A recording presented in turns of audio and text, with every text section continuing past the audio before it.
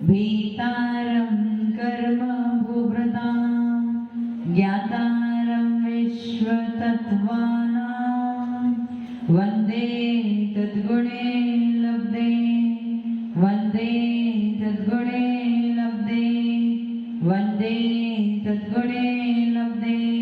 जय परमेश्वर भगवान की, देवादि देवादिनाथ भगवान की, अंतिम शासनपति महावीर स्वामी भगवान की, परम पूज्य श्री गुरुदेव श्री आदि सागर मावी की दिव्य मन सागर सन्मति सागर जी महाराज की, परम पूज्य श्री गुरुदेव श्री सुंदर सागर जी महाराज की, द्वादशांग निर्माणी माता की, बोले समस्त आचार्य संघ की।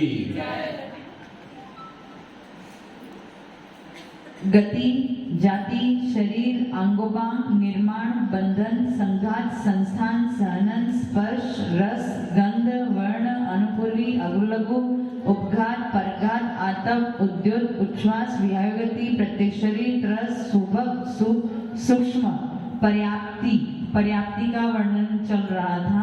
पर्याप्तक और अपर्याप्तक। और पर्याप्तक यानी जिन्होंने शक्ति पूर्ण कर ली है या करने वाले हैं वो हो गए पर्याप्तक, और जो शक्ति कभी भी पूर्ण नहीं कर पाएंगे हो जाएंगे अपर्याप्तक। अपर्याप्तक का दूसरा नाम लब्धि अपर्याप्तक भी है, दूसरा नाम लब्धि अपर्याप्तक भी है।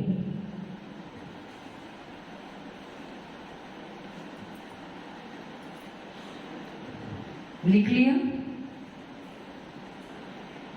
पर्याप्तियां 6 होती हैं, आहार, शरीर, इंद्रिय, श्वासोच्छ्वास, भाषा और मन। एक इंद्रिय के पास 4 पर्याप्ति होती हैं, अगर पूर्ण कर ले तो पर्याप्तक और नहीं कर पाए तो अपर्याप्तक। और 2 इंद्रिय के पास 5 होती हैं, 5 पूर्ण कर ले तो पर्याप्तक नहीं तो अपर्याप्तक। 3 इंद्रिय के पास भी 5, चतुर्ंद्रिय के पास भी 5, असंगी पंचेंद्रिय के पास भी 5 और संगी पंचेंद्रिय के पास 6, क्योंकि उसके पास मन पर्याप्ति भी आ जाती है। अगर वो पूर्ण कर ले तो पर्याप्तक और नहीं करे तो अपर्याप्तक। देव और मार्गी कैसे होते, पर्याप्तक होते हैं अपर्याप्तक होते हैं? पर्याप्तक ही होते हैं। अपर्याप्तक ये भेद केवल मनुष्य और तिर्यंचों में ही पाया जाता है। आप सब कौन हो, पर्याप्तक हो अपर्याप्तक हो? पर्याप्तक। अपर्याप्तक मनुष्य होते हैं क्या? होते हैं। अपर्याप्तक मनुष्य मैंने आपको 2-3 बार बता दिया। कांख बगल आदि में जो सूक्ष्म मनुष्य उत्पन्न होते हैं वो एक श्वास में 18 बार जन्म मरण को प्राप्त हो जाते हैं। मनुष्य ही है परंतु आपको दिखते गर्भज नहीं है, वो समूर्चन है। हवा जल पानी आदि के मिश्रण से वो उत्पन्न होते हैं और अपने आप ही मर जाते हैं। उनका शुद्र यानी सबसे छोटा बोल। सबसे छोटा बोल क्यों? क्योंकि 18 बार एक श्वास के 18। और कौन सा श्वास? ये वाला नहीं, कौन सा? नाड़ी वाला, जो आप 1 मिनट में 78 से 80 तक आप नाड़ी लेते हो। नाड़ी जो आपकी बजती है ना, 1 मिनट में कितनी बार होता है? 78 बार या मैक्सिमम 80 बार, ऐसा नॉर्मल इंसान की बात करते हैं। तो उसकी एक नाड़ी में उस जीव का 18 बार जन्म मरण हो जाता है। मतलब आप समझ लो 1 सेकेंड, जो 1 सेकेंड होता है ना, एक कांटा ऐसे घूमता है उसको 1 सेकेंड कहते हैं ना। 1 सेकेंड के 24 भाग करो, उसमें से 1 भाग जो है उतनी आयु उस जीव की होती है। समझ में आ रहा है? 1 सेकेंड के 24 भाग करो, उतनी आयु उस एक जीव की होती है। उतने में वो जन्म और मरण कर लेता है। समझ में आ गया सबको? इतना क्लियर है? अब मैंने आपको बताया था कि वो एक अंतर्मुठ में 66,336 बार जन्म मरण कर लेता है। तो किस प्रकार से करता है? तो यहाँ पे आचार्य भगवान कहते हैं मैक्सिमम, अगर मैक्सिमम कोई अपर्याप्तक कंटिन्यूस अपर्याप्तक होता है तो 66,336 बार अपर्याप्तक हो सकता है। कितनी देर में? अंतर मुहूर्त में मैक्सिमम 66,336 बार अपर्याप्तक हो सकता है। अब वो कैसे, मैं आपको बता रही हूँ। 2 इंद्रिय के 80 भोग लिखो। 2 इंद्रिय के 80 भोग, 80। 3 इंद्रिय के 60। 60 भव, चतुरेंद्रिय के 40 भव, 60 चतुरेंद्रिय के 40 और पंच इंद्रिय के 24 लिख दिए। कितने हो गए टोटल?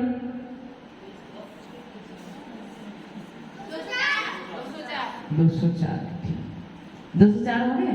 अब अपने पास कितने बचे हैं? 204 तो ये हो गए। अपने पास 66,132 भव अभी भी शेष है। वो सारे के सारे एक इंद्रिय संबंधी होते हैं। लिखो मत रुको। एक इंद्रिय में भी अपने पास 11 भेद है। एक इंद्रिय कितने भेद है?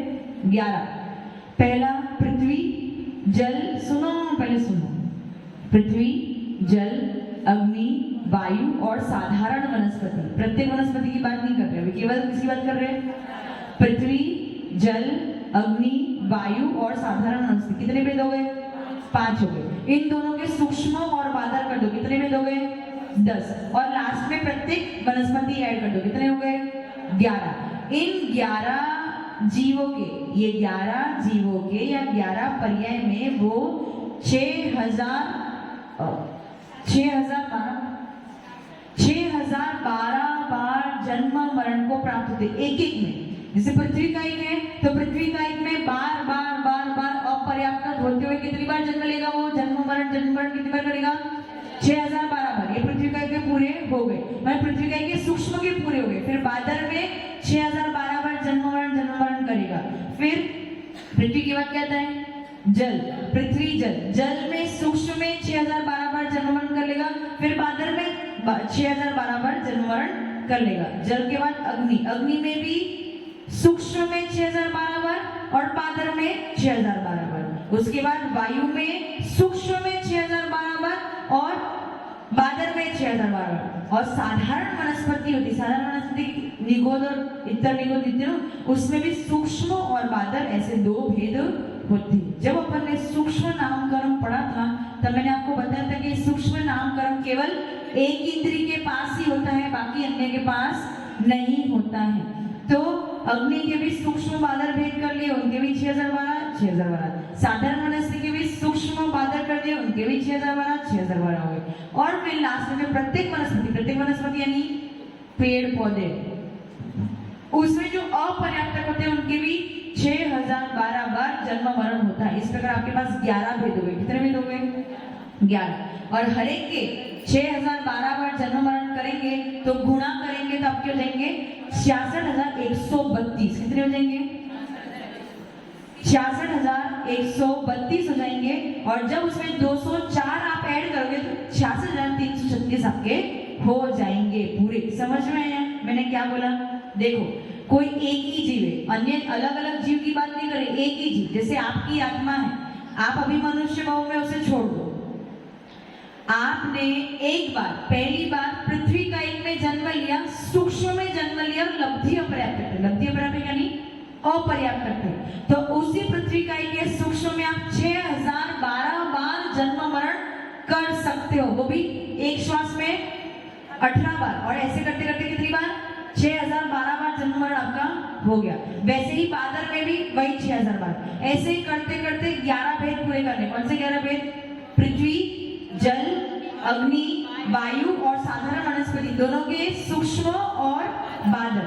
और प्रत्येक वनस्पति कितने भेद हो गए? 11। उस जीव ने 11 भेद में 6012 बार जन्म मरण कर लिया। तो जब गुणा करेंगे तो हो जाएंगे 66,132। ये आपके जन्म मरण हो गए। उसके बाद वो किसमें उत्पन्न होगा? एक इंद्रिय पूरा हो गया, वो कितने उत्पन्न होगा? 2 इंद्रिय में। 2 इंद्रिय में कितने जन्म मरण करेगा? 80। ये 80 पूरी हो गई, उसके 80 जन्म मरण हो गए। अब वो किसमें जो उत्पन्न होगा? 3 इंद्रिय। एक ही जीव की बात कर रहे हैं, अलग अलग जीवों की बात, एक ही जीव की बात कर रहे हैं। तो 3 इंद्रिय में उत्पन्न होगा और अपर्याप्त बन रहा है तो कितनी बार जन्म मरण करेगा? 60 बार। उसके बाद किसमें उत्पन्न होगा? चतुरिंद्रिय में। चतुरिंद्रिय में कितनी बार जन्म मरण करेगा? 40। अब वो जाएगा पंचेंद्रिय में, लेकिन पंचेंद्रिय में अपने पास 2 भेद है। कितने भेद है? एक तो संगी और असंगी।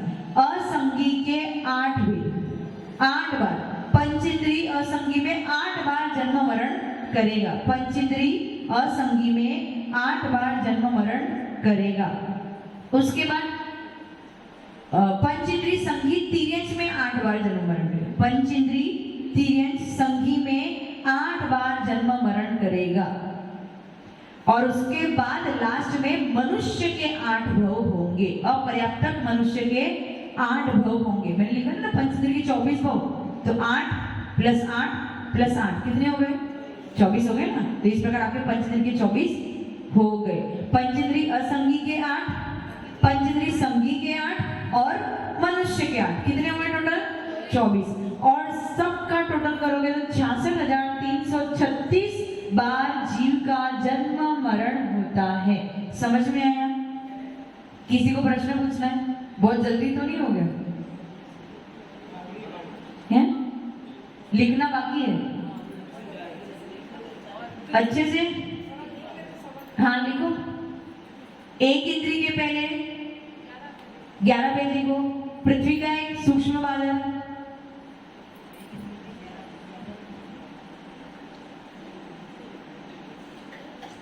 जल का एक सूक्ष्म बादल,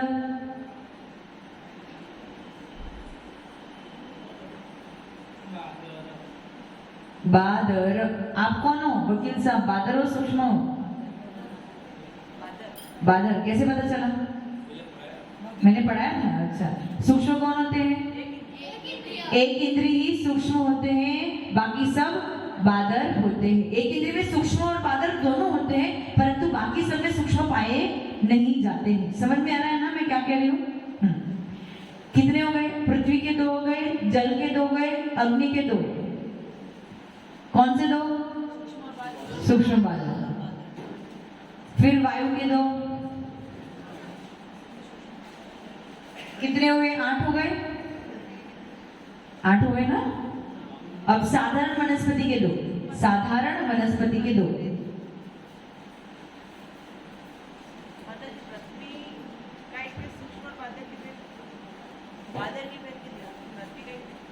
पृथ्वी का के 2 भेद होते हैं, सूक्ष्म और बादल। साधारण वनस्पति के 2 भेद देती है, सूक्ष्म और बादल। 10 भेद हो गए। अब लास्ट में लिखो प्रत्येक वनस्पति कितने भेद हो गए? 11 इंटू 6012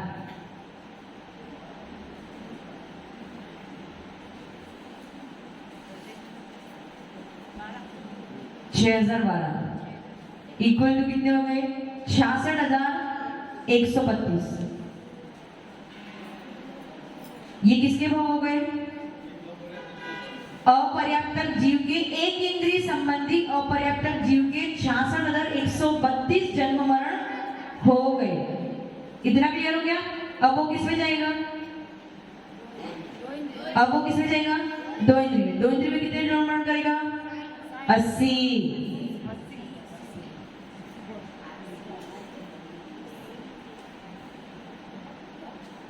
उसके बाद किस में जाएगा? 3 इंद्रिय में कितनी बार? 60 बार। फिर 4 इंद्रिय में 40 बार। फिर किस में जाएगा? पंचेंद्री असंगी में 8 बार। पंचेंद्री असंगी में 8 बार, पंचेंद्री संगी तिर्यंच में 8 बार और मनुष्य के 8 बार। टोटल लिख दो 66,336। कितने मिनट में? एक अंतर्मुहूर्त में 66,336 बार उस जीव के जन्म मरण हो जाएंगे। आपके साथ ऐसा हुआ है क्या? हुआ है? राजू जी पहले कभी हुआ है? हुआ हो पक्का है। अपर्याप्तक तो कभी ना कभी बने ही होंगे। सब घूम घाम के आए हो, घाट घाट का पानी पी के आए, इसलिए अभी सुधर नहीं। वो बोलते ना जो बिगड़े हुए घाट घाट का पानी पी के आए, चिकने गड़े हैं, इन पे पानी डालते रहो कोई भी फर्क पड़ने वाला। तो आप सब भी घाट घाट का पानी पी के और सब बन के आए हो। परंतु जो उत्कृष्ट पर्याय है जिससे मोक्ष की प्राप्ति होती है, जैसे सर्वासिद्धि के स्वर्ग के देव बन जाना। अगर सर्वासिद्धि के स्वर्ग के देव बन गए तो एक भाव में मोक्ष चले जाते हैं। या फिर कोई बड़े पद को प्राप्त कर लेना, सौदामित्र वंदना, सचिन रानी वंदना, ये सब एक बहुतारी होते हैं। माता पिता वंदना तीर्थंकर, ये आप तक अभी तक आप बने नहीं हो, इसलिए कहाँ पड़े हो। और आप ही नहीं, हम भी, हमारी भी यही बात है, हम भी अभी तक यहाँ पे क्यों है, क्योंकि हमने भी वो उच्च पद प्राप्त लोकांतिक देव बन गए होते। कुछ भी ऐसा जो होता है वैमानिक देवों में अनुदिश और 4 अनुत्तर है, उसमें 2 भवातार, मतलब 2 भव होने होते उनके, 2 भव के बाद वो मोक्ष जाते हैं। मनुष्य के 2 भव चाहिए, उसके बाद वो मोक्ष जाते हैं। वो बहुत बड़ी कहानी है, परंतु उसको भी अभी तक अपन ने प्राप्त नहीं किया है, इसलिए कहाँ पड़े हैं, यहाँ पे पड़े हैं। आप नहीं, हम भी, समझ में गया। परंतु आपको अभी भी समझ में नहीं आ रहा है, हमें थोड़ा थोड़ा समझ में आ गया है ना राजू जी, समझ में है ना, ये समझ में आया, पर जो समझना चाहिए वो समझ में है। ये सब कुछ हो गया है, ये घटित हमारे साथ हो गया। ये कर्म प्रकृति आप पढ़ रहे हो, तो इन कर्म प्रकृति को पढ़ के आपको समझना है कि जीव के साथ क्या क्या घटित होता है। ये अलग बात है कि चलो इस बार हम पुण्यशाली के हमारे साथ चलिए पुण्य प्रकृति हो सकती, कुछ पुण्य प्रकृति भी है, कुछ पाप प्रकृति भी है, लेकिन अभी अपर्याप्त नहीं, हम पर्याप्त, लेकिन अपर्याप्त कभी ना कभी अपने पूरे जीवन काल में रहे होंगे। तब हमने भी 18 बार जन्म मरण को प्राप्त किया, केवल एक नाड़ी के काल में। केवल ये नाड़ी पकड़ने जाते हैं तो कितनी, मतलब फुल स्पीड में चलती है। ये श्वासोश्वास की बात नहीं चल रही, किसकी चल रही है, एक श्वास में 78 से बाहर, तो वहां पे नाड़ी की बात चल रही है, इस श्वासोश्वास की बात नहीं चल रही है। समझ में आ गया। ये अपरिहाम क्या, ये तो आप 1 मिनट में 15 या 20 बार ही ले सकते, ज्यादा नहीं ले सकते। धीरे धीरे, जो जनरल है, फुल स्पीड की बात अलग है, और स्लो करना वो बात अलग है। जो जनरल नॉर्मल अपना चलता रहता है ना, बिना किसी प्रयास के, स्वाभाविक जो चलता रहता है, वो 15 या 20 बार। ये नाड़ी जो है वो 1 मिनट में 78 बार होता है, 72 नहीं होता है, 78 नॉर्मल होता है। 78 × 48 मिनट करोगे तो 3773 के ऑलमोस्ट हो जाता है। मतलब एक अंतर्मुहूर्त में आचार्य भगवान ने अपने शास्त्र में लिखा है, एक जीव के एक अंतर्मुहूर्त, नॉर्मल जीव के, जो स्वस्थ है, जिसको कोई बीमारी नहीं है, ऐसे नॉर्मल जीव के एक अंतर्मुहूर्त में 48 मिनट में 1 सेकेंड कम, एक समय कम करने पर जो अंतर्मुहूर्त होता है, उसमें कितने श्वास होते हैं, 3773। और जब उसको डिवाइड करते हैं तो ऑलमोस्ट 78 नाड़ी आती है 1 मिनट में। और उस 1 मिनट में 78 नाड़ी आती है, उस एक नाड़ी में अपर्याप्त जीव के 18 बार जन्म मरण हो जाता है। और उसको काल में देखने जाए तो एक समय का 24वां भाग ही उसकी आयु का समय है। 1 सेकेंड का, अब जो 1 सेकेंड होती है ना, मैंने इतना बोला उसमें 2-3 सेकेंड चली गई, इतना बोला उसमें 2-3 सेकेंड चली गई।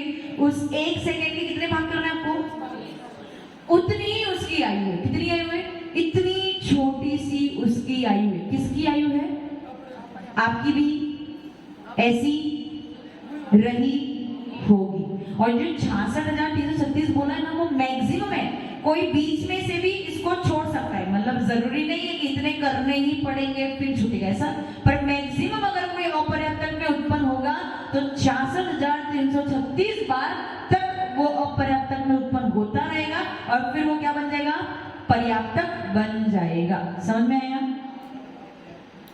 समझ में आया। ये सब अपर्याप्त की बात है। किसी को प्रश्न पूछना है, हाँ पूछो।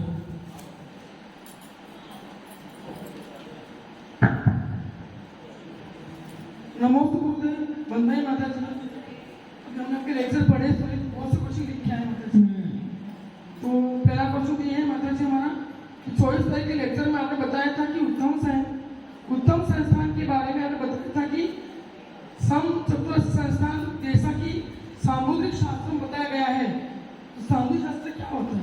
सामुद्रिक शास्त्र हमने भी पढ़े नहीं है, परंतु ऐसा बताते हैं शास्त्र में, जब उसका वर्णन आता है सम चतुर्थ संस्थान, तो कैसा हो, 10 ताल की मूर्ति, 9 ताल की, 8 ताल की, ऐसा वर्णन आता है सामुद्रिक शास्त्र में। तो ऐसा कहते हैं जो बहुत सर्वांग सुंदर होते हैं उनकी 10 ताल का शरीर होता है, मतलब उनकी मूर्ति भी बनती है जो 10 ताल की बनती है।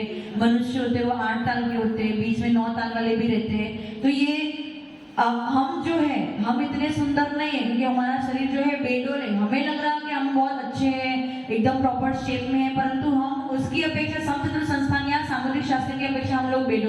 10 साल के जो होते हैं वो बिल्कुल सही होते हैं। समुद्र का मैंने आपको क्या बताया, ये शास्त्र का नाम है जो अभी वो हमारे पास नहीं है। और क्या चौथे काल के पुरुषों के 3 उत्तम सैन्य होते कि 6 सैन्य? शिवसेना होते हैं।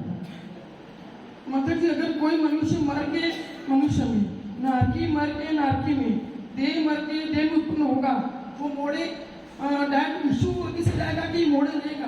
पहली बात तो मनुष्य गति से 4 गति में जा सकते हैं, तिर्यंच गति से 4 गति में जा सकते हैं, लेकिन देव गति वाला पुनः देव में अथवा नारकी नहीं बन सकता। देव गति वाला मनुष्य और तिर्यंच में ही आएगा, और नारकी जो है वो भी मनुष्य और तिर्यंच में ही आएगा। क्या देव वापस देव बन सकता है? क्या नहीं बन सकता। क्या देव नारकी बन सकता है? क्या नहीं। उसी प्रकार से क्या नारकी देव बन सकते हैं? क्या नहीं बन सकते। क्या नारकी नारकी बन सकते हैं? क्या नहीं। उनको कहाँ आना पड़ेगा? बीच में मनुष्य और तिर्यंच में आना पड़ेगा, फिर मनुष्य और तिर्यंच बन के वो कहीं पे भी जा सकते हैं, पहली बात। और दूसरी बात ये कि मैंने बताया था इशु गति के लिए, इशु गति मतलब स्ट्रेट गति में जब आपको मनुष्य यहाँ पे है और उसको देव गति अथवा नरक गति में उत्पन्न होना, बिल्कुल इसके ऊपर अथवा इसके बिल्कुल नीचे ही उत्पन्न हो, तो ही वो इशु गति से गमन करेगा, नहीं तो फिर उसको आगे मोड़े लेने पड़ेंगे। अब कोई मनुष्य है, मनुष्य से मनुष्य में जन्म लेना है, तो वो फिर इशु गति नहीं करेगा, उसको मोड़े लेंगे, क्योंकि मनुष्य ऊपर तो उत्पन्न होंगे नहीं, साइड में कहीं उत्पन्न होंगे, तो उस तरह से उसको मोड़े लेने पड़ेंगे। एक दो या तीन, हाँ, वो जो भी है। और हम एक समय में अनंत कर्म तो बांटते हैं, लेकिन क्या 148% एक साथ बांटते हैं कि कम ज्यादा? इसमें कम ज्यादा होती है। सारी प्रकृति आपको बंध को प्राप्त हो ऐसा जरूरी नहीं, क्योंकि आहारक शरीर का बंध आपको हो नहीं सकता। आहारक शरीर किसको होता है? कौन से होता है? किनको होता है? अब बताओ। मुनिराजों को होता है 7वें और 8वें के छठे भाग तक मुनिराज को, 7वें गुणस्थान और 8वें के छठे भाग तक मुनिराजों को नहीं, उनका उदय होता है, छठे गुणस्थान वर्ती को उदय होता है, 7वें और 8वें के छठे भाग वाले जो मुनिराज होते हैं उनको बंध होता है। तो इसीलिए आपको ये बंध नहीं, तीर्थंकर प्रकृति का बंध हो रहा है क्या आपको? नहीं हो रहा है। अगर आप चतुर्थ गुणस्थान, तो मैंने आपको बताया था कितने प्रकृति का आपने संवर कर दिया, रोक दिया? 47 प्रकृति को आपने 47 नहीं तो 47 प्रकृतियों को आपने रोक दिया। यदि आप कौन से गुणस्थान में आ गए? यदि आप चतुर्थ गुणस्थान में आ गए हो तो आपने 47 प्रकृतियों का संवर कर दिया। संवर यानी रोक। तो इतनी 148 में से आपको कम कर देनी है।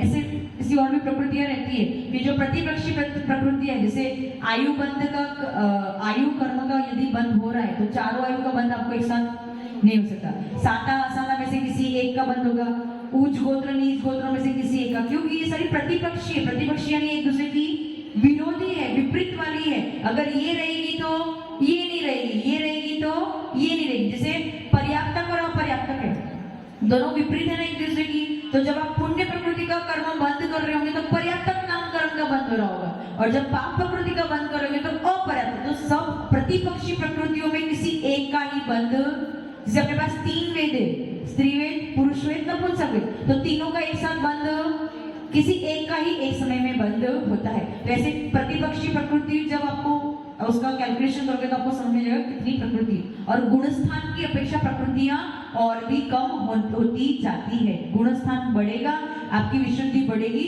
तो प्रकृतियां आना रुक जाएगी, आपकी प्रकृति के जो नंबर है वो और भी कम हो जाएंगे। समझ में?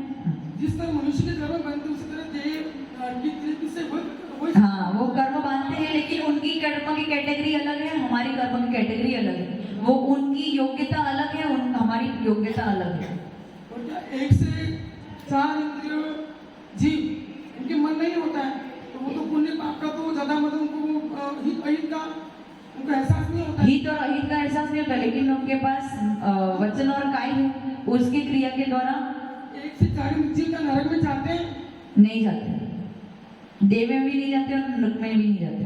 मनुष्य 1 से लेके चतुर इंद्रिय तक के जीव नरक में और देव में नहीं जा सकते हैं। समझ में आ गया? 1 से लेके चतुर इंद्रिय तक केवल पंच इंद्रिय जीव ऐसे होते हैं जो देव और नरक में जा सकते हैं। संगी असंगी भी जाते हैं। असंगी पंच इंद्रिय तिर्यंच पहले नरक तक जा सकते सकते, आगे नहीं जा सकते। और असंगी पंचेंद्रिय जीव भवनवासी और व्यंतरवासी में, भवनवासी और व्यंतरवासी में उत्पन्न होते हैं, बाकी सब में उत्पन्न नहीं होते। असंगी भी जा सकते, लेकिन 1 से चतुरिंद्रिय तक देव और नारकी में उत्पन्न नहीं हो सकते हैं। एक से 4 इंद्रिय मनुष्य में भी जा सकते हैं। मनुष्य में जा सकते हैं। जिस तरह देव मध्य लोक में अकृत्रिम जगह की पूजा करने के सब विधान किया अपने कुछ 828 वो आते हैं देव वंदना करने के लिए, तो क्या देव मध्य लोक के अकृत्रिम जगह की तरह ऊर्ध्व लोक और अधोलोक के जगह के दर्शन करने भी आते हैं, वंदना करने? हाँ, जा सकते हैं। उनका गमन पूरे वो नरक में तीसरे नरक तक गमन कर सकते हैं। किसकी बात पूछ रही है? देवों की बात पूछ रही है कि देव केवल मध्य लोक के अकृत्रिम चैतन्य की वंदना करते हैं, ऊर्ध्व लोक और अधोलोक के अकृत्रिम चैतन्य की वंदना करते हैं कि नहीं? तो देव जो है नीचे तीसरे नरक तक गमन कर सकते हैं और ऊपर 16वें स्वर्ग तक गमन कर सकते हैं, और वो सारे अकृत्रिम चैतन्यों की वंदना कर सकते हैं। उनके लिए कोई ऐसा ये नहीं है। इस समय वो जो नंदीश्वर अष्टांग का पर्व होते हैं, उसमें वहां भी जाते हैं। हाँ, जाते हैं। और सबसे ज्यादा अकृत्रिम चैतन्य अधोलोक में 7.72 लाख, वहाँ तो नारकी रहते हैं, उनको धर्म का तो वो होता नहीं है। फिर नारकी रहते हैं, नारकी नहीं रहते हैं। अधोलोक में केवल और केवल नारकी नहीं रहते। जो पहली पृथ्वी है उसके 3 भाग है, रत्न प्रभा के 3 भाग है। कौन से? खर, पंख और अबहुल। केवल अबहुल भाग में ही नारकी रहते हैं। खर और पंख भाग में भवनवासी और व्यंतरवासी देव रहते हैं, और गौण देवों के जो प्रासाद रहते हैं, उनके जो भवन रहते हैं, उसमें एक एक अकृत्रिम चैतन्य रहते हैं, इसलिए वो नंबर आपको बताया। तो शाश्वत है, शाश्वत। हाँ, शाश्वत। और देवों में जैसे आप बताया था कि विमान जो होते हैं सूर्य चंद्र के, वहाँ जो देवों के प्रासाद होते हैं, उनमें अकृत्रिम चैतन्य होते हैं। प्रत्येक शिव का इंडिविजुअल मंदिर चैतन्य होता है। तो आप ये कहते हैं कि वो अपने परिवार के साथ रहते हैं वहाँ पे। देवों में माता पिता भाई बहन का भेद तो होता नहीं है, परिवार से क्या मतलब? आपको पता है ना देवों के कितने वेद होते हैं? इंद्र, सामान्य, त्रायंश्रेष्ठ, परिषद, आत्मरक्ष आदि, ऐसे इनको ही परिवार कहते हैं। तो वो खुद ही उसकी रचना करते हैं कि वो मतलब खुद रचना नहीं करते, अपने आप सब हो जाता है। यहाँ से नियुक्ति हो जाती है, कौन इंद्र बनेगा, कौन सामान्य में जाएगा, कौन त्रायंश्रेष्ठ में जाएगा, ऐसा सब यहाँ से ही हो जाता है फाइनली। आप जैसे जैसे भाव यहाँ पे बनाओगे, जैसे जैसा पुण्य करोगे, सब अलग अलग प्रकार के लोग हैं। कोई यहाँ पे बैठा है, उसके परिणाम बहुत अच्छे बन रहे हैं, कोई यहाँ पे बैठा है फिर भी उसके परिणाम घर के बन रहे हैं, घर पे क्या चल रहा होगा।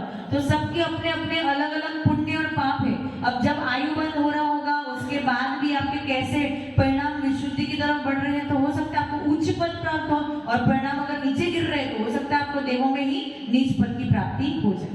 देवियां भी सब स्वर्गों में होती है, विष्णु के स्वर्गों में देवियां होती है। देवियां 16 स्वर्गों में होती है। उत्पन्न केवल पहले 2 स्वर्ग में होती है, लेकिन उनकी उपस्थिति 16वें स्वर्ग तक होती है। देवियों की उपस्थिति कहाँ तक होती है? 16वें स्वर्ग तक।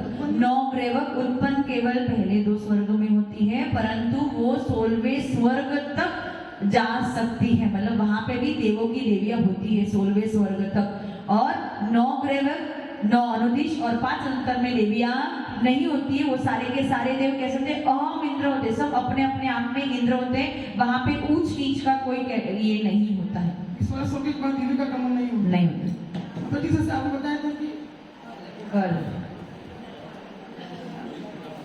हाँ कल प्रश्न इतना लेके आए, ये बहुत बड़ी बात है। ताली बजाओ आप लोग। आप लोगों ने तो एक प्रश्न नहीं पूछा।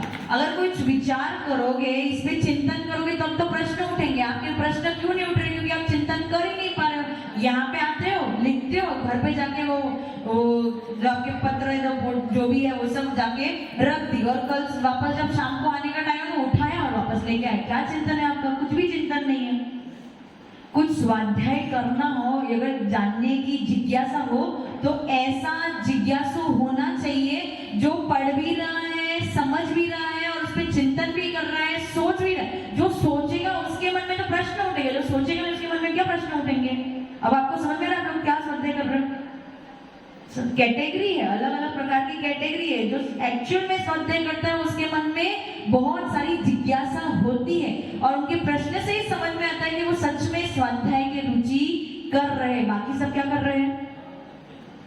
आप लोग जो पढ़ रहे हो ना, मैं आपको बता दूं, आप जिस प्रकार से पढ़ाई कर रहे हो, कल अगर मैं आपको पूछ लूं तो आपको याद नहीं, ठीक है? इसलिए अपने स्वाध्याय की लेवल को और स्टैंडर्ड को बढ़ाओ।